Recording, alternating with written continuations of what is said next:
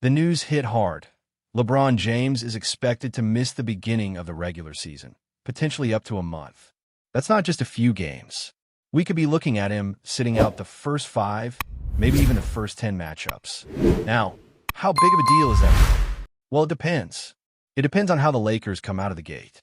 If they're sitting at 2 victories and 8 losses after 10 games, there's a good chance LeBron's going to feel the pressure and accelerate his return. But if the team is thriving, let's say something like 8-2, then maybe there's less urgency. Maybe he takes a bit more time, makes sure he's 100%, and comes back with the long game in mind. But let's be real here. LeBron is a legacy guy. He's not just thinking about wins and losses. He's thinking about accolades, awards, milestones. You know he's eyeing that All-NBA spot, trying to play just enough games to qualify. And that magic number is 65. If he dips below that, it could hurt his standing, his resume, even his contract incentives. So yeah, LeBron is going to want to get back on the court as soon as possible. But that doesn't mean the Lakers should panic just yet. What this does mean is fewer reps early on, less time to build chemistry with the team. And that's not ideal, especially with so many new or evolving dynamics in the squad. There's a big difference between a duo that looks good on paper and a duo that dominates in real time on the court. Think of it like this. It's one thing to say LeBron James and Luka Doncic are a great pairing. It's another thing entirely when you see them playing together and you're like, okay, nobody's beating these two. There are levels to this game. And if this pairing, or any core combo for that matter, is going to work at a championship level, they need to build that trust and that rhythm early on. Still, despite all of that, there's no need to sound the alarms. Not yet, anyway. The idea of LeBron sitting out the preseason was already floating around, and some people warned that if it extended into the regular season, that's when we'd need to start raising our eyebrows. Well, we're here now. But the truth is, if he misses the first 10 games and then plays the final 65 or so, it's not the end of the world. Sure, he might sit out a game here or there throughout the year, but as long as the majority of the season is intact, the Lakers should be just fine. Now here's where things get really interesting. With LeBron out, there's a window, a big one, for other players to step up. And one of the names at the center of that conversation is Austin Reaves. This is a huge year for him. We're not just talking about stats here. We're talking about contract negotiations, long-term role with the team, whether he's a legitimate cornerstone player or just a really solid role guy. The front office needs answers. They need to know if this is someone they can pay $35 or $40 million a year and feel good about it. So in a weird way, LeBron's absence could actually be a blessing in disguise for evaluating what this team is really made of. Luka Doncic and Austin Reaves. Is that a duo you can build around? Do they complement each other? Can they create winning basketball on a consistent basis without LeBron steering the ship? These are the kind of questions that don't get answered in practices or hypothetical debates. You only find out in real games when the stakes are real and the minutes are heavy. If those first 10 games are rough and Reaves and Luka look lost together, well, that's telling. That gives the Lakers some clarity and maybe even pushes them toward a trade before the deadline. But if the opposite happens, if the Lakers are thriving and that duo is clicking, then maybe you found something.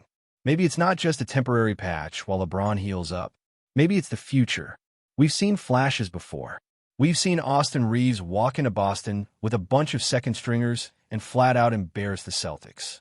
The guy can hoop, but it's one thing to do it for a game or two when nobody expects it. It's another thing entirely to do it over the course of a full season, night after night, when teams are game planning for you. That's what separates the good from the great. If LeBron really does miss an extended stretch, this is the perfect time to see what Austin Reaves is all about. Is he ready to be the number 2 guy next to Luka?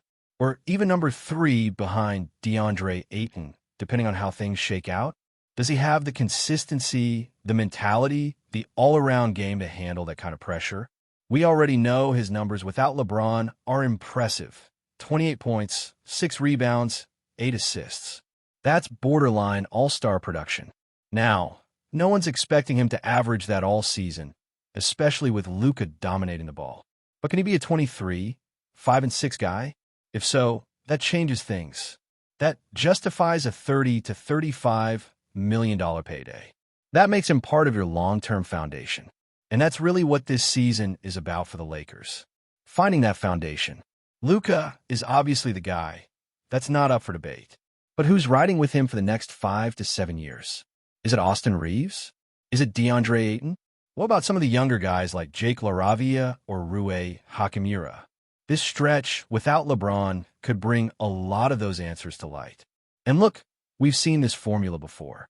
Look at Denver with Jokic and Jamal Murray. For years, people doubted that duo. Murray didn't look like a true number 2. Then they had a piece like Aaron Gordon, and suddenly everything clicks. Same thing in Milwaukee with Giannis. People questioned if Chris Middleton was really a legit second option. Then they brought in Drew Holiday, and boom, championship. Sometimes it's not just about the 1-2 punch. It's about having a third guy who can step up and take the pressure off. Maybe that's what the Lakers are building. Luka Doncic as the transcendent superstar. Austin Reeves and DeAndre Ayton as your high-level secondary options. On any given night, either one of them can go off. That kind of depth and versatility is dangerous. It's the kind of thing that wins you playoff series. But again, and this is important, none of this works unless you actually see it happen in real time. You need the reps. You need the sample size. That's what the first few weeks of the season are going to give the Lakers. And if Reeves and Luka show they can carry the load while LeBron gets healthy, the team might actually come out stronger on the other side. More balanced, more confident, more dangerous. But if they struggle, if the chemistry isn't there, then at least you know. And you can make the moves you need to make before it's too late. While LeBron James being sidelined might seem like a short-term hurdle, the implications stretch far beyond just the opening stretch of the season. This is about clarity. This is about finally figuring out who's ready to take ownership of this team when the king isn't on the court. We already know Luka Doncic will carry the lion's share of responsibility.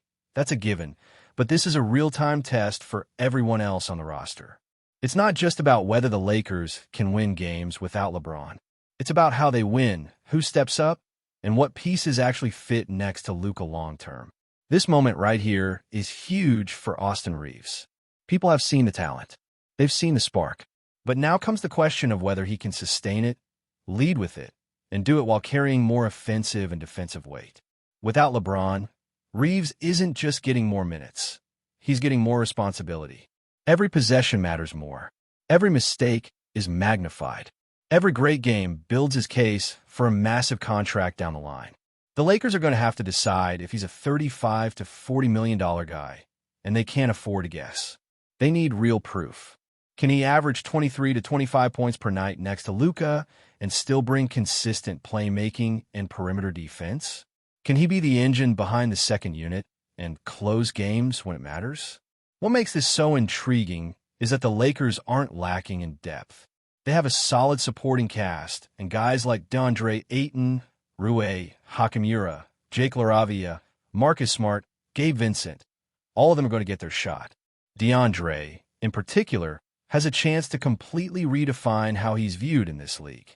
He's no longer buried behind Devin Booker or Kevin Durant. This is a new role, a new situation, and the expectations are different. If he could be the physical, consistent interior presence the Lakers need, that's a massive win for the front office.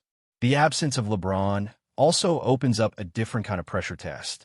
It's not just about players getting their chance. It's about how the coaching staff handles rotations, minutes, play calling, and adjustments. Does Darvin Ham trust Austin Reeves to be the primary ball handler in key stretches? Does he stagger Luka and Reeves to maximize their efficiency, or does he lean into their chemistry and let them figure it out together on the floor? These questions don't get answered in practice or behind closed doors. This is the real-time evaluation the franchise has needed.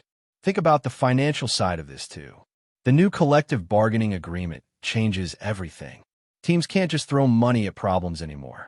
Every dollar counts. Every contract needs to be efficient, especially for a team trying to contend. So paying Austin Reeves more than he's worth just because he's homegrown or likable, that's not smart business.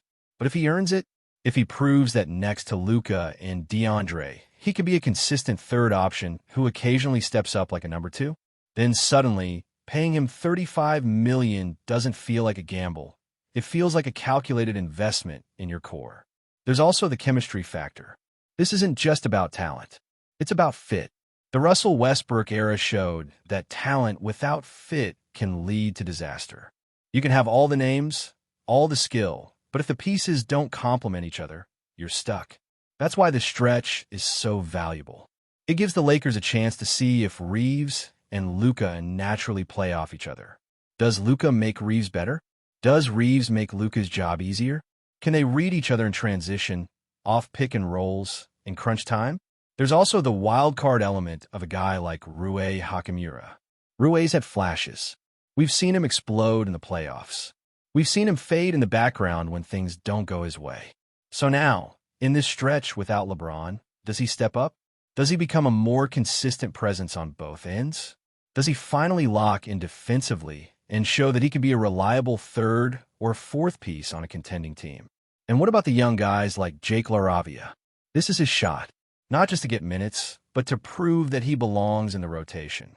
If he can come in, hit shots, defend his position, and play with confidence, that's another big win for the front office. Because right now, the Lakers don't just need stars. They need role players who can thrive around stars. Guys who can do their job without needing the ball, who can space the floor, stay ready, and make the right reads. This early part of the season, especially without LeBron, is also the best time to identify weaknesses. What are the gaps in this team? Where are they thin? Where do they need reinforcements by the trade deadline? If Austin Reeves and Luka Doncic are clicking, but the bench production is shaky, maybe that tells you what you need to go get. If the defense falls apart in LeBron's absence, that's another indicator of what needs to be addressed. The good news is the Lakers aren't starting from zero. Luka Doncic is going to be Luka. He's going to get his numbers, control the tempo, hit clutch shots, and keep this team competitive. That's the foundation. And as long as he stays healthy, the Lakers will win games. The question is how many, and more importantly, what kind of games. Can they beat the playoff caliber teams without LeBron? Can they survive on the road? Can they win ugly, gritty games when shots aren't falling? Because the reality is this: LeBron James isn't going to play all 82 games. Even when he comes back, there will be rest nights. There will be back-to-backs where the team needs to lean on someone else. So the Lakers better figure out now who they can count on. That's why this stretch is so valuable. It's a sneak peek at life without LeBron. Not just for this season, but potentially for the future. Because whether it's next year or the year after, the LeBron era will come to an end. And when it does, you don't want to be scrambling. You want to have your core figured out. You want to know exactly who you're building around. If Luka Doncic is your franchise cornerstone, and he is, then this is your chance to figure out who's next to him. Is Austin Reeves good enough to be the second or third guy? Is DeAndre Ayton worth committing to long-term as your anchor in the paint? Are players like Rui Hachimura, Gabe Vincent, and Marcus Smart flexible enough to adjust and contribute in different lineups? This is when the blueprint starts taking shape. And remember, this isn't about finding one superstar to replace LeBron. That's not happening. You don't replace a player like that. What you can do is build a team that survives and thrives by committee. A team where Luka leads, Reeves supports, Ayton dominates the glass, and the role players execute.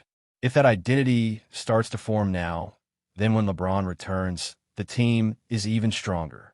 You're no longer relying on him to carry the full load. You're empowering him to elevate a group that already knows who they are. Before we continue, we ask that you leave a like and subscribe to the channel so you won't miss any exclusive Lakers updates. Moving on, the Los Angeles Lakers fans are buzzing with excitement as whispers around the NBA world suggest a blockbuster move may have just shaken the league. JAREN Jackson Jr., the versatile forward/center known for his rim protection and three-point shooting, is reportedly set to join the Lakers roster. The rumor, which has circulated among insiders and social media circles, has sent Lakers Nation into a frenzy, imagining a new era where the purple and gold could be a force to be reckoned with on both ends of the floor.